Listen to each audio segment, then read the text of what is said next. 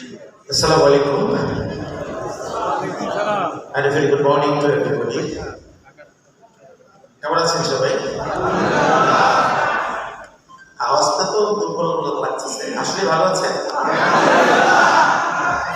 সকল প্রশংসা মহান আল্লাহ, সর্বোচ্চ কৃতজ্ঞতা মহান আল্লাহর প্রতি, যে মানুষকে সৃষ্টি করেছেন এবং শ্রেষ্ঠত্বের মর্যাদা দিয়ে পৃথিবীতে পাঠিয়েছেন। মানুষ না চাইতেই মানুষের জীবনযাত্রার মান উন্নয়নের জন্য সবকিছুকেই সুবিন্যস্ত করে সাজিয়ে দিয়েছেন। কৃতজ্ঞতা প্রকাশ করছি একজন মহান এবং দূরদর্শী মানুষ, এক্সেলেন্ট গ্রুপের যিনি প্রতিষ্ঠাতা যারা আনোয়ার হোসেন রানাসারের প্রতি। কৃতজ্ঞতা প্রকাশ করছি তার সঙ্গে যারা যোগ্য এবং দক্ষ ম্যানেজমেন্ট টিম রয়েছেন, আমাদের সম্মানিত গ্রুপ চেয়ারম্যান স্যার, আমাদের সম্মানিত deputy managing director, assistant managing director, সহ ডিরেক্টর বৃন্দ, সম্মানিত রিআরটিসি ম্যানেজিং ডিরেক্টর স্যার, সবাই যারা তার সহযোগী হিসাবে কাজ করছেন। বক্তব্য সূচনায় বলছে শুভেচ্ছা, আবার রিআরটিসির সিও স্যার বলছে কিছু দিক নির্দেশনা দেওয়ার অত্যন্ত আমার নাই, তবে দিকটা দেখিয়ে দিতে পারবো আপনি কোন দিকে যাবেন। আজ থেকে 30 বছর আগে এক্সেল ইন্ডাস্ট্রিতে আমার হাতে পারি হয় 1993-তে 6 সেপ্টেম্বর। না বুঝি যাত্রা শুরু করেছিলাম, একটা জিনিস বুঝেছিলাম, এখানে পরিবর্তন হবে লাইফ অ্যান্ড লাইফস্টাইল। আর ওই সময়টাতে আমি দেশের বাইরে জব করতাম। কিছুই তখন বুঝি নাই, কারণ এক্সেলের কোনো ধারণা আমার ছিল না। প্রাথমিক বিদ্যালয় থেকে শুরু করে বিশ্ববিদ্যালয় পর্যায় পর্যন্ত এক্সেলের কোনো লেসন আমার কারিকুলামে ছিল না, আমার সিলেবাসে ছিল না। আমার শ্রদ্ধা শিক্ষক মন্ডলী এটা আমাকে বোঝাতে সক্ষম হয়নি। যখন পুরো আলোচনাটা শুনলাম, আমার কাছে মনে হয়েছিল একটা উচ্চাঙ্গ সঙ্গীত। তবে একটা জিনিস আমি বুঝেছিলাম, সেটা হচ্ছে ফ্রিডম। আর এই ফ্রিডম শব্দটা আমার ভিতরে একটা আলোড়ন সৃষ্টি করেছে। এবং আমার যিনি ইন্ট্রোডিউসার ছিলেন, যেখানে আমি শুরু করেছিলাম ওমেগা ইন্টারন্যাশনালে, আমার যিনি আপলাইন ছিলেন তিনি হচ্ছেন ম্যাডাম অ্যাডেলিন পিয়ন। আমি তার কাছে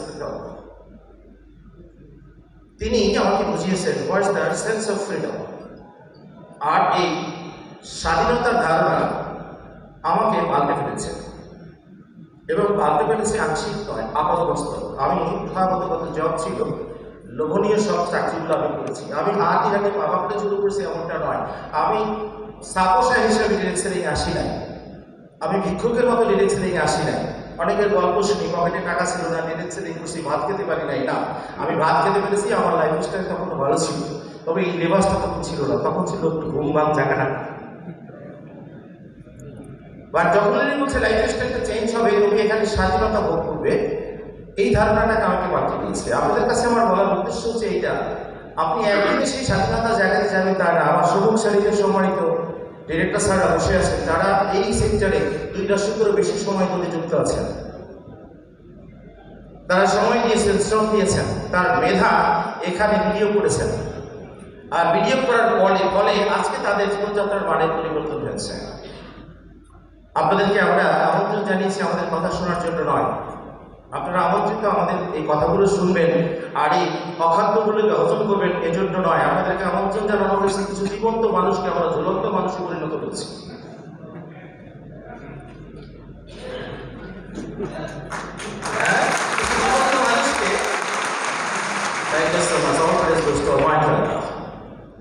আমরা কিছু জীবন্ত মানুষকে ঝুলন্ত মানুষে পরিণত করেছি।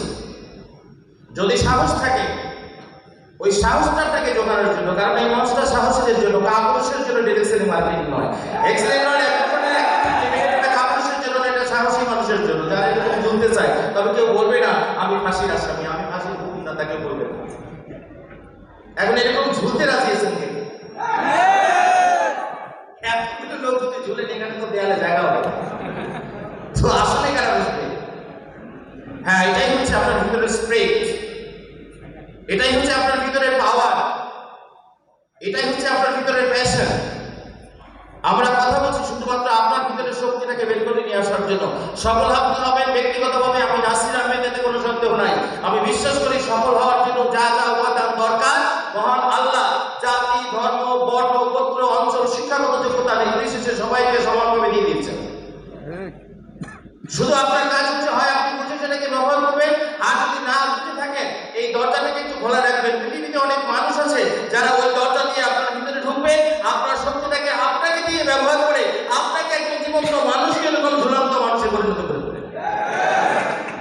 সফল হতে চান? সফল হতে চান? সফল হতে চান? সাহস আছে? সাহস আছে? এই বসে বসে বললে বুঝবো আপনার সাহস নাই। সাহস আছে? সাহস আছে? আসলেই সাহস আছে? আসলেই সাহস আছে? আসলেই সাহস আছে? আসলেই সফল হতে চান? হ্যাঁ, সফল হতে চাইলে একটু দাঁড়াতে হবে, প্রয়োজনে দৌড়াতে হবে। বসে বসে সফল হওয়া যায় না। আরামের জায়গাটা ছাড়তে হবে। ওই স্যার বলছে দিক নির্দেশনা, শুধুমাত্র দিক দর্শনটা হচ্ছে আরামের জায়গাটা ছেড়ে দিতে হবে। আজ থেকে 5 বছর আপনি আরামের জায়গাটা ছেড়ে দেন, নরম বিছানাটা ছেড়ে দেন, ঠান্ডা বাতাসটা ছেড়ে দেন। সাকিব আল হাসানের মতো মাঠে খেলেন, গরমের মধ্যে খেলেন, 47 ডিগ্রি সেলসিয়াস থেকে 55 ডিগ্রি সেলসিয়াস পর্যন্ত তাপমাত্রা আপনি খেলেন। তারপরে ওখানে 5 বছর খেলে এসি হাউসে ঘুমাবেন, এসি গাড়িতে চড়বেন, এসি বিমানে ঘুরবেন, এসি হোটেলে থাকবেন। রাজি আছেন আমাদের সাথে 5 বছর থাকবেন? আর এআরটিসির দায়িত্বপ্রাপ্ত ব্যক্তি হিসেবে এআরটিসির পক্ষ থেকে আপনাদের কাছে বলবো, নিজেকে তৈরি করেন। সামনের দিনগুলো আরো চ্যালেঞ্জের। এই চ্যালেঞ্জ শুরু হচ্ছে আপনার পরিবার থেকে, এই চ্যালেঞ্জ শুরু হচ্ছে আপনার সমাজ থেকে, এই চ্যালেঞ্জ শুরু হচ্ছে রাষ্ট্র থেকে। আমরা প্রত্যেকটা পদে পদে এই চ্যালেঞ্জগুলোকে ওভারকাম করে করে আমাদের জায়গাতে এসেছি। আপনাকে সেই চ্যালেঞ্জের মোকাবেলা করতে হবে। আর এই জন্য আপনাকে জানতে হবে আপনার সামনে চ্যালেঞ্জগুলো কি আছে, সেই চ্যালেঞ্জগুলোকে আপনি কিভাবে ওভারকাম করবেন।